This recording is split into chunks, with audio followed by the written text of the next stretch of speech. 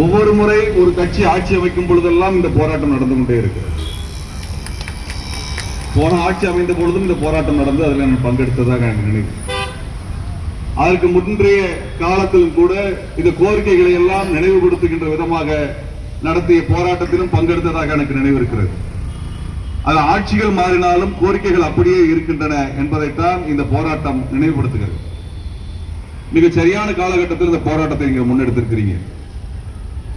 சட்டமன்ற கூட்டத்தோடு நடந்து கொண்டிருக்கிறது.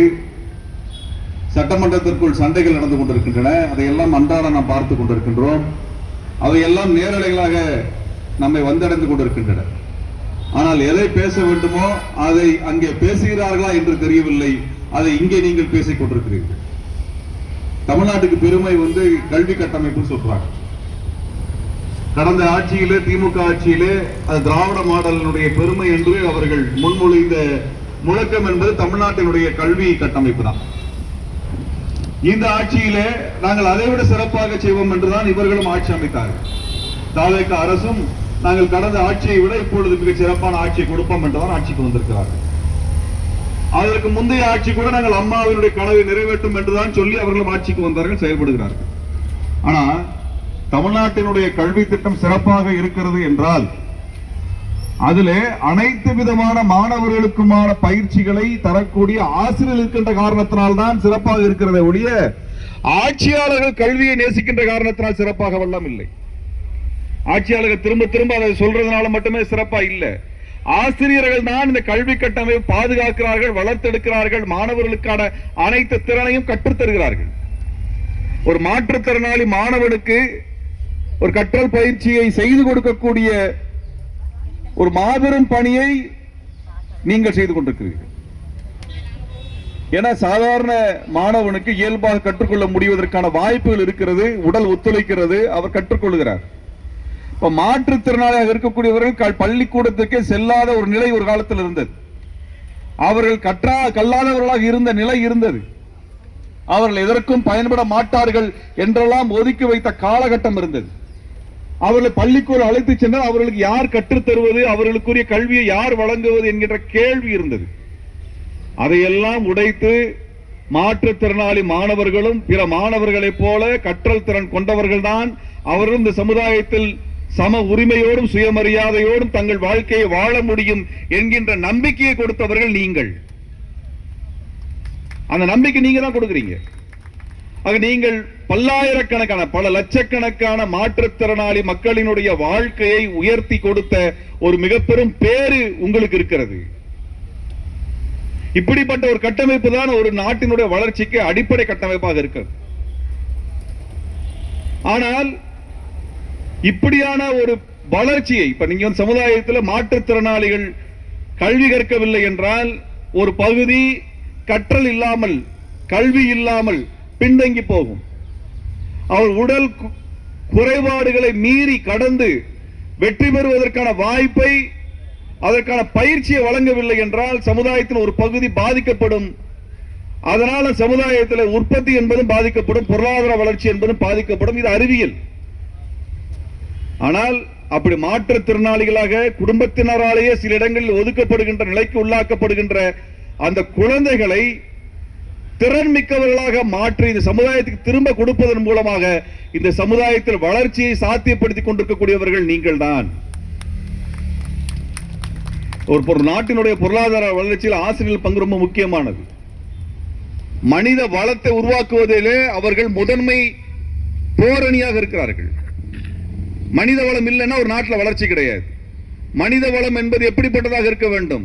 ஆற்றல் மிகுந்ததாக இருக்க வேண்டும். அப்ப ஆற்றல் மிகுந்த மனித வளத்தை ஆசிரியர்கள் தான் உருவாக்குகிறார்கள்.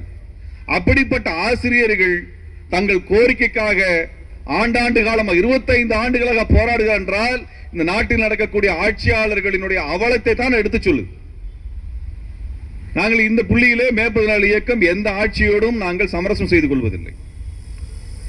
எந்த கட்சியாக இருந்தாலும் சரி, எங்களுக்கு அவரோடு சமரசமே கிடையாது. ஏனென்றால் இந்த மக்களோடு வெகு மக்களோடு சேர்ந்து வேலை செய்யக்கூடிய பணியிடங்களை பணி நிரந்தரம் செய்வது இல்லை. இதே போன்ற கோரிக்கைக்காக போராடுகின்ற பல்வேறு பணி நிரந்தரம் பெறாத பணியாளர்களுக்காக தொடர்ச்சியாக இதே இடத்திலே பல்வேறு போராட்டங்கள் நான் தொடர்ச்சியாக பங்கெடுத்துக் கொண்டே இருக்கின்றேன். அது செவிலியர்களாக இருந்தாலும் சரி, மின்வாரிய ஊழியர்களாக இருந்தாலும் சரி, கல்லூரி ஆசிரியர்களாக இருந்தாலும் சரி, தூய்மை பணியாளர்களாக இருந்தாலும் சரி, பொதுப்பணித்துறை சார்ந்தவர்களாக இருந்தாலும் சரி என்று தொடர்ச்சியாக பல துறைகளை சார்ந்தவர்களுக்கு, மக்களோடு சேர்ந்து வேலை செய்யக்கூடியவர்களுக்கு பணி நிரந்தரம் செய்வது இல்லை. அப்படியாக கிட்டத்தட்ட 1 லட்சத்திற்கும் அதிகமானவர்களை இதில் பணி நிரந்தரம் செய்யாமல் வைத்திருப்பதை ஒரு வழக்கமாக, ஒரு கொள்கையாக இந்த அரசு வைத்திருக்கிறது, அதிகாரிகள் வைத்திருக்கிறார்கள். ஆட்சியாளர்கள் அதை பத்தி கவலைப்படுறதில்லை.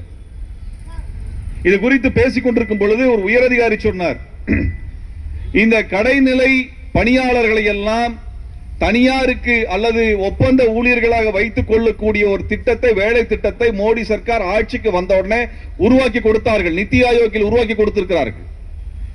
அந்த நிதி ஆயோக்கில் சொல்லக்கூடிய திட்டத்தை தான் இங்கே இருக்கக்கூடிய உயரதிகாரிகள், IAS அதிகாரிகள் அதைத்தான் நடைமுறைப்படுத்துகிறார்கள். IAS அதிகாரிகளுக்கு பணி நிரந்தரம் இருக்கிறது, உயர் அதிகாரிகளுக்கு பணி நிரந்தரம் இருக்கிறது. ஆனால் கடைமட்ட ஊழியர்களுக்கு பணி நிரந்தரம் இருக்கக்கூடாது என்று இவர்கள் ஒரு திட்டத்தை நடைமுறைப்படுத்திக்கிட்டே வர்றாங்க. இது 25 ஆண்டுகளுக்கு மேலாக இது நடைமுறைப்படுத்தப்பட்டதற்கான காரணம், கடந்த 13 ஆண்டுகளுக்கு முன்பு உருவாக்கப்பட்ட இந்த வேலை திட்டம் ஒரு கொள்கை திட்டமா வச்சிருக்கிறான். அதனால தான் பணி நிரந்தரமே இல்லாத நிலை தொடர்ச்சியாக இருக்கிறது. நான் சொல்றேன், கிட்டத்தட்ட 1 லட்சம் பேருக்கு மேலாக உங்களை போல போராடி கொண்டிருக்கிறார்கள். எல்லாரும் எதை எதிர்த்து போராடுகிறோம் என்றால், ஒரு ஆட்சியாளரை, ஒரு கட்சியை மட்டுமல்ல, அதிகாரிகளை, அதற்கு பின்னால் இருக்கக்கூடிய கொள்கை திட்டத்தை எதிர்த்து போராடிட்டு இருக்கிறோம். அந்த கொள்கை திட்டத்தை வகுத்திருக்கிறான். நிதி ஆயோக்ல சொல்லி இருக்கிறான், கடைமட்ட ஊழியர்களை பணி நிரந்தரம் செய்யாதே என்று சொல்லி இருக்கிறார்கள். இது குறித்து அதிகாரிகள் பேச மறுக்கிறார்கள். இங்கே உளவுத்துறையினர் எடுத்து தகவலை கொண்டு போய் கொடுத்தாலும் கூட இந்த விடயத்தில் அதிகாரிகள் சொல்லுவதைத்தான் அமைச்சர்கள் கேட்கிறார்கள். ஆக நாம் அமைச்சர்களுக்கு அழுத்தம் கொடுக்க வேண்டியிருக்கிறது, ஆட்சியாளருக்கு அழுத்தம் கொடுக்க வேண்டியிருக்கிறது. நாம் ஏன் ஆட்சியாளரை பற்றி பேசுகிறோம் என்றால், ஆட்சியாளர்கள் தான் மக்கள் குரலை அதிகாரிகளிடத்தில் சொல்ல வேண்டிய பொறுப்புக்குடையவர்களாக இருக்கிறார்கள். ஆனால் நடக்கிறது என்னன்னா, எந்த ஆட்சியாக இருந்தாலும் சரி, அது ஜெயலலிதா அம்மையாரின் ஆட்சியாக இருந்தாலும் சரி, எடப்பாடியார் ஆட்சியாக இருந்தாலும் சரி, அல்லது ஸ்டாலின் அவர்களுடைய ஆட்சியாக இருந்தாலும் சரி, அல்லது இப்பொழுது இருக்கக்கூடிய விஜய் அவர்கள் ஆட்சியாக இருந்தாலும் சரி, அவர்கள் மக்கள் கோரிக்கைகளை அதிகாரிகளிடத்தில் சொல்லுவதை விட அதிகாரிகள் சொல்லுவதை மக்களிடத்தில் நடைமுறைப்படுத்திக் கொண்டிருக்கிறார்கள். இந்த முறை மாறணும். நம்ம திரும்ப திரும்ப மாத்தி மாத்தி ஓட்டு போடுறதுனால இது மாறாது. அதிகாரிகளினுடைய மனநிலை நமக்கு எதிராக இருக்கிறது. இந்த அதிகாரிகள் இவர்களை பணி நிரந்தரம் செய்யக்கூடாது என்று கொள்கை திட்டத்தை வகுத்து வைத்திருக்கிறார்கள். குறைந்த சம்பளத்தை கொடுக்க வேண்டும் என்று வைத்திருக்கிறார்கள்.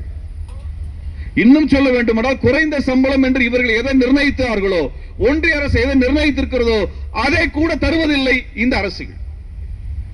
அதை கூட தரல. இப்படிப்பட்ட ஒரு அதிகார வர்க்கத்தை எதிர்த்து தான் நீங்கள் சண்டை போட்டுக் கொண்டிருக்கிறீர்கள். நீங்கள தான் சண்டை போடுறீங்க. ஒன்றிய அரசு இது போல பணி நிரந்தரம் செய்யப்படாத ஒப்பந்த ஊழியர்களை போல செயல்படக்கூடியவர்கள் என்று குறைந்தபட்ச ஊதியத்தை வைத்திருக்கிறார்கள். அதை கூட உங்களுக்கு தர்றாங்களான்னு எனக்கு தெரியல. இதையெல்லாம் சேர்த்த ஒரு பெரிய அழுத்தத்தை நம்ம தர வேண்டி இருக்கிறது.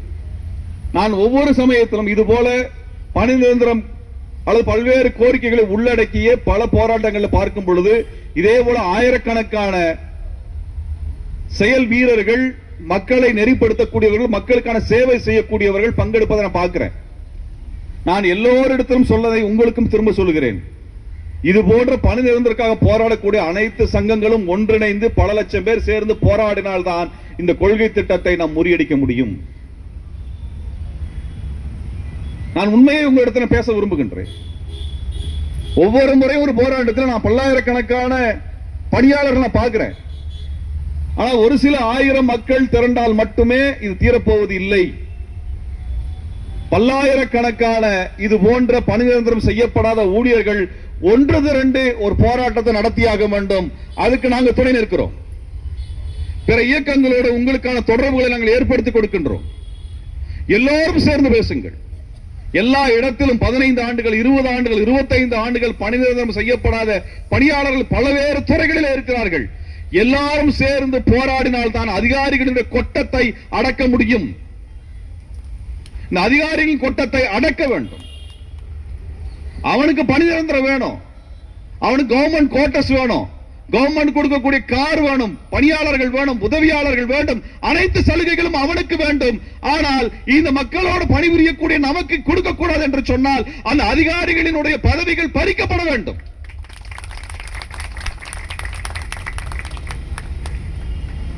ஆக இந்த மாநில அளவில் இருக்கக்கூடிய உயர் அதிகாரிகளை நோக்கிய முழக்கங்களை நாம் எழுப்ப வேண்டிய தேவை இருக்கிறது. அமைச்சர் பெருமக்கள் இதை பேசவில்லை என்றால் அவர்களும் கடுமையான நெருக்கடிக்கு உள்ளாக்க வேண்டும். ஒத்துழைப்பு தராதீங்க. ஏன் ஒத்துழைப்பு தரணும்? எதற்காக அதிகாரிகள் இடத்துல நாம் ஒத்துழைப்பு தர வேண்டும்? இவன் பணி நிரந்தரம் செய்ய மாட்டான் ஒரு கொள்கையை வச்சுட்டு பணி நிரந்தரம் செய்ய போறதாக ஒவ்வொரு கட்சியும் ஒவ்வொரு தேர்தலிலும் வாக்குறுதி கொடுத்து கொடுத்து ஏமாற்றிக் கொண்டிருக்கிறார்கள். நானும் இந்த 10-12 வருடங்களில் பார்த்திருக்கிறேன். ஒவ்வொரு தேர்தல் வரும் பொழுதும் ஆட்சிக்கு வரப்போற கட்சியை சார்ந்தவர்கள் வந்து வாக்குறுதி கொடுப்பார்கள். ஆட்சிக்கு வந்த பிறகு காவல்துறையை வைத்து அடித்து நொறுக்குவார்கள், விரட்டுவார்கள், உங்கள் போராட்டத்தை முடித்துக் கொள்ளுங்கள் என்று சொல்லுவார்கள். எந்தவித ஒத்துழைப்பும் தரமாட்டார்கள். உங்கள் சங்க நிர்வாகிகளை சந்தித்து பேச மாட்டார்கள். இப்படியே தொடர்ச்சியாக நானும் எத்தனை போராட்டங்களில் பங்கெடுத்துக் கொண்டிருப்பது. அமைச்சரிடத்தில் நெருக்கடி கொடுக்க வேண்டிய தேவை இருக்கிறது. நாம் அமைதியா உண்ணாநிலை போராட்டத்தை நடத்தி கொண்டிருந்தால் மட்டும் இவர்கள் பணிந்து வரமாட்டார்கள், இறங்கி வரமாட்டார்கள். தோழர்களை நாம் எல்லாம் ஒன்று திரண்டு லட்சக்கணக்கான பேர் திரண்டு நின்றால் மட்டும்தான் இவர்களை நாம் பணிய வைக்க முடியும். நீங்க பணிய வைக்கிறதுங்கிறது ஏதோ அவங்க அடிமையாக்கணுங்கிறதுக்காக நம்ம சொல்லல. இந்த கோரிக்கைகள் எல்லாம் ஜனநாயக கோரிக்கைகள், இந்த அரசுகள் கொடுத்த வாக்குறுதிகள். அந்த வாக்குறுதியின் அடிப்படையில் தான் நீங்கள் பணியிலே இணைந்து பணியாற்றிக் கொண்டிருக்கிறீர்கள். இந்த மாணவ செல்வங்களுக்கு நீங்கள் சேவை செய்து கொண்டிருக்கிறீர்கள். இப்படிப்பட்ட ஒரு ஆசிரியர் பெருமக்களை பெருமைப்படுத்த வேண்டிய அரசு சிறுமைப்படுத்திக் கொண்டிருக்கிறது. அவர்கள் உரிமையை மறுத்துக் கொண்டிருக்கிறது. தயவு செய்து நீங்கள் பகுதி நேர ஆசிரியர்கள், சிறப்பு பயிற்சி ஆசிரியர்கள், பேராசிரியர்கள் என்ற பல்வேறு துறையை சார்ந்தவர் இருக்கிறார்கள். மருத்துவ கட்டமைப்பு எடுத்துக்கொண்டால் லேப் டெக்னீஷியன்ல ஆரம்பித்து செவிலியர்கள் ஆரம்பித்து மருத்துவர்கள் ஆரம்பித்து பல்வேறு பணியாளர்கள் பணி நிரந்தரம் செய்யப்படாமல் இருக்கிறார்கள். பொதுப்பணித்துறையில இருக்கிறார்கள், போக்குவரத்து துறையில இருக்கிறார்கள், மின்சார துறையில மட்டும் கிட்டத்தட்ட 25,000 பேர் இருக்கிறார்கள். இப்படி எல்லா துறையிலும் இருக்கக்கூடியவர்கள் எல்லாம் ஒன்றிணைத்த ஒரு பெரும் போராட்டத்தை நீங்கள் நடத்த முன்வர வேண்டும் என்கின்ற கோரிக்கையை மிக தாழ்மையுடன் உங்களிடத்தில் நான் முன்வைக்கின்றேன். அன்பானவர்களே, காலையிலிருந்து நீங்கள் உண்ணாநிலை போராட்டத்தில் இருக்கிறீர்கள். சோர்ந்து விடாதீர்கள். உடல் சோர்ந்து விடலாம், மனம் சோர்ந்து விடக்கூடாது. உங்களுக்கான முறையான உரிமைகளை வழங்கவில்லை என்றால் அந்த அரசு தோற்று போக வேண்டும். அதனால்தான் கடந்த அரசு தோற்று போனது. நான் தாவேக அரசுக்கு சொல்ல விரும்புகின்றேன். நீங்க சட்டசபையில் பல்வேறு விஷயங்களை பேசுறீங்க. நீங்கள் திமுகவை நெருக்கடி கொடுப்பது, திமுகவை கார்னர் பண்றது, அவர்களை கேலி செய்வது, அவர்களை சீண்டுவது என்கின்ற வேலை செய்துட்டு இருக்கிறீங்க. உங்களுக்கு ஒன்றை சொல்ல விரும்புகிறேன். நீங்கள் வெற்றி பெற்றது என்பது உங்கள் மீதான அபிமானத்தில் மக்கள் வாக்களிக்கவில்லை. திமுக செய்த தோல்விகளால் தான் உங்களுக்கு வாக்கு கிடைத்திருக்கிறது. அதெல்லாம் புரியாம ஏதோ உங்களுக்கு எல்லா மக்களும் பெருவாரியாக நீங்கள் தான் மாற்று என்று வந்து வாக்களித்தார்கள் என்றால் எதிலிருந்து மாற்று என்பதை நீங்கள் புரிந்து கொள்ள வேண்டும். கிட்டத்தட்ட 2 லட்சம் பேர் ஒப்பந்த ஊழியராக இருக்கக்கூடியவர்கள் திமுகவிற்கு வாக்களிக்க மறுத்திருக்கிறார்கள். அந்த ஒப்பந்த ஊழியர்கள், பணி நிரந்தரம் செய்யப்படாத பணியாளர்கள், இவர்களினுடைய கோரிக்கையை நிறைவேற்றவில்லை என்றால் உள்ளாட்சி தேர்தலில் தாவேக தோற்று போகும். அடுத்து வரக்கூடிய பாராளுமன்ற தேர்தலில் நீங்கள் மக்களை சந்திக்க முடியாது. அதற்கு அடுத்து வர இருக்கக்கூடிய சட்டமன்ற தேர்தலில் நீங்கள் மறுபடியும் வெற்றி பெற முடியாது என்பதை நீங்கள் புரிந்து கொள்ளுங்கள். 5 ஆண்டுகளுக்கு முன்பு 2021 இதே போன்ற ஒப்பந்த ஊழியர்களாக அல்லது பணி நிரந்தரம் செய்யப்படாத ஊழியர்களாக இருக்கக்கூடியவர்களுடைய கூட்டத்திலே திமுகவினுடைய அனைத்து பொறுப்பாளர்கள் சென்று பேசினார்கள், வாக்குறுதி கொடுத்தார்கள். அதற்கு நான் சாட்சி. எத்தனையோ போராட்டங்கள், அத்தனை போராட்டத்திலும் திமுகவை சேர்ந்தவர் வருவார்கள். நான் திமுக எதிராக நான் இல்லை, தாவேக்கு எதிராக நான் இல்லை, அதிமுக எதிராக நான் இல்லை. இவர்கள் எல்லாம் இந்த மக்களுக்கு பணி செய்ய வேண்டும் என்கின்ற பேர் அவாவில் நான் பேசிக் கொண்டிருக்கின்றேன். அன்றைக்கெல்லாம் வந்தார்கள், திமுகவினர் வந்தார்கள். 26 தேர்தலிலே அதிமுகவினர் வந்தார்கள்.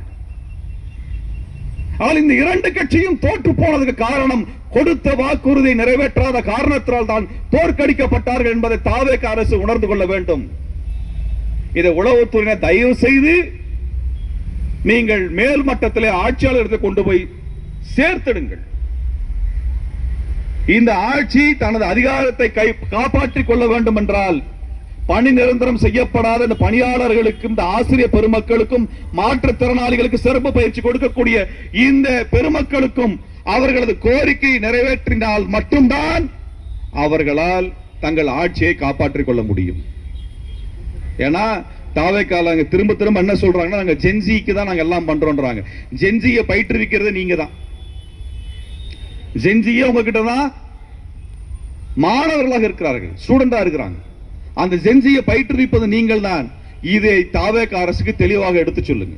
நாங்கள் நினைத்தால் எத்தனையோ ஆயிரம் மாணவர்களுக்கு உள்ள உண்மையை எடுத்து சொல்ல முடியும், உங்களை யோக்கியதை எடுத்து சொல்ல முடியும். அப்படி எடுத்து சொல்லி உங்களுக்கு எதிராக நாங்கள் பேச ஆரம்பித்தால் உங்கள் ஆட்சி அதிகாரத்தில் இருக்க முடியாது என்பதை எடுத்து சொல்லுங்கள்.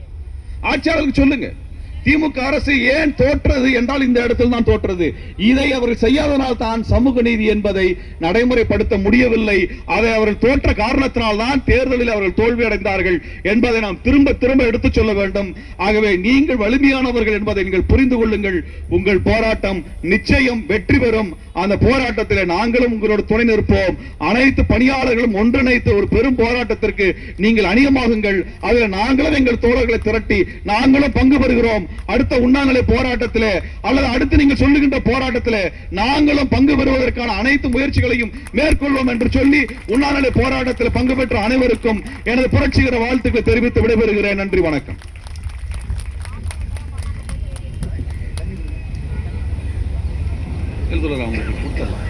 உண்ணாநிலை போராட்டம் முடிக்கணும்ல, எனக்கு அப்புறமே தண்ணி கொடுக்குறேன்.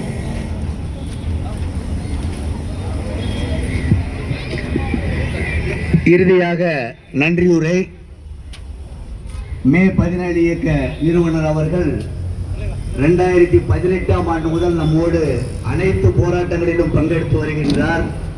அவர் கூறிய அத்தனை வார்த்தைகளிலும் உண்மை உண்மை உண்மை. சிறிய நிகழ்வை மட்டும் சொல்லிக்கொள்ள விரும்புகிறேன். 2020ஆம் ஆண்டு நடந்த போராட்டத்திலே அன்றைய பொதுச் செயலாளர் திராவிட முன்னேற்ற கழகத்தின் ராசா அவர்கள் நம்மிடம் வந்து உரையாற்றினார், வாக்குறுதி அளித்தார்.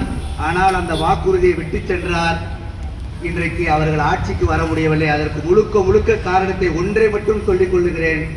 30,000 இடைநிலை ஆசிரியர்களுக்கு தேர்தலுக்கு முந்தைய ஒரு மாதத்தில் அவர்கள் 1 மாத சம்பளத்தை இழந்தார்கள்.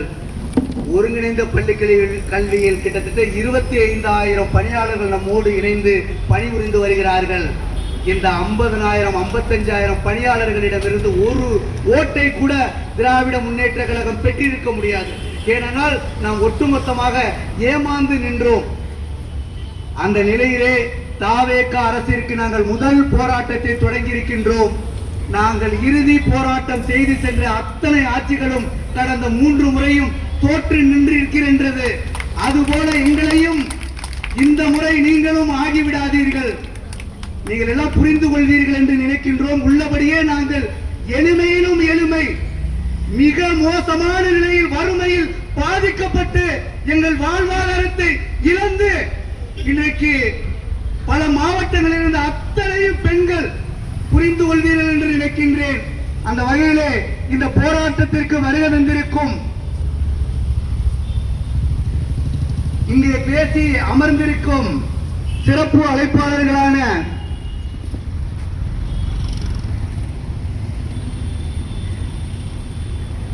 கம்யூனிஸ்ட் கட்சி சார்பாக பேசி சென்றிருக்கும் திரு பத்ரி மாநில பொதுக்குழு உறுப்பினர் அவர்களுக்கும், தேமுதிக எழும்பூர் முன்னாள் சட்டமன்ற உறுப்பினர் அவர்களுக்கும்,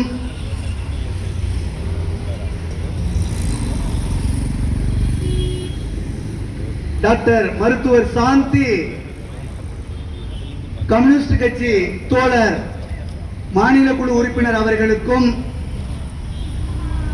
திரு அந்திரதாஸ் அரசியல் ஆய்வு மைய செயலாளர் மதிமுக அவர்களுக்கும்,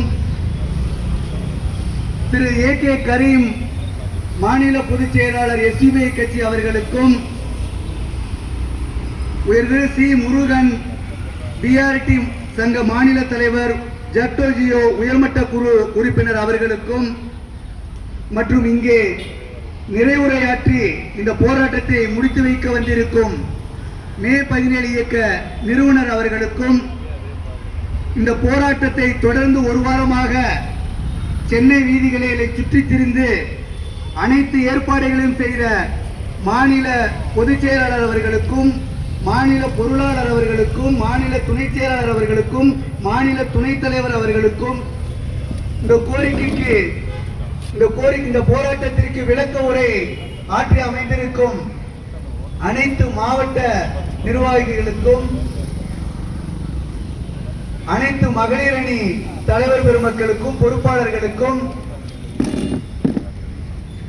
அதே போல இந்த போராட்டத்திற்கு வருகை தந்திருக்கும் இயன்முறை மருத்துவர்களுக்கும், ஆரம்பத்தை சிறப்பு பயிற்றுனர்கள் பிரதிநிதிகளுக்கும், சிறப்பு பயிற்சி மைய பராமரிப்பாளர் உதவியாளர்களுக்கும் மற்றும் இந்த போராட்டத்தை சென்னையிலே எழும்பூர் ராஜரத்னம் ஸ்டேடியத்திலே செங்கடலாக ஆழ்த்தியிருக்கும் என் அருமை இருபால் அனைத்து சிறப்பு பயிற்றுனர்களுக்கும், இந்த போராட்டத்திற்கு பாதுகாப்பு அளித்த காவல்துறை உயர் அலுவலர்களுக்கும், இந்த போராட்டத்தினை அரசுக்கு எடுத்துச் சென்ற உளவுத்துறை அலுவலர்களுக்கும், இந்த போராட்டத்தினை செய்தி மற்றும் மீடியாவுக்கு எடுத்துச் சென்ற மீடியா நண்பர்களுக்கும், இந்த போராட்டத்திற்கு வலு சேர்த்து அமைத்துக் கொடுத்த பந்தல் அமைப்பாளர்களுக்கும், மைசெட்டு போட்டவர்களுக்கும், இதில் பங்காற்றிய இதற்கு உதவி செய்த அனைத்து நல் உள்ளங்களுக்கும் தமிழ்நாடு ஒருங்கிணைந்த பள்ளிக்கல்வி சிறப்பு பயிற்றுனர்கள் சங்கத்தின் சார்பாக நன்றி நன்றி நன்றி நன்றி நன்றி என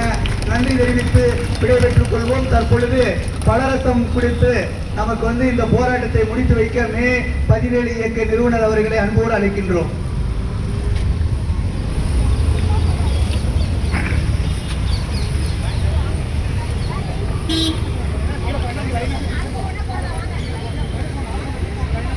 ஐயா கொஞ்சம் ஐயா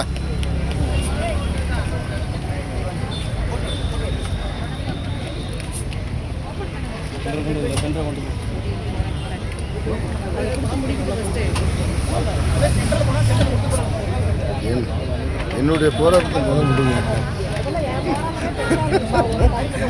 அனைவரும் அப்படியே அமருங்கள். அனைவருக்கும் இருக்கும் இடத்திலே வழங்கப்படும். ரேவதி மேடம், என் போராட்டத்தை கொஞ்சம் முடிச்சு விட்றீங்களா? என்னுடைய போராட்டத்தை முடியுங்க.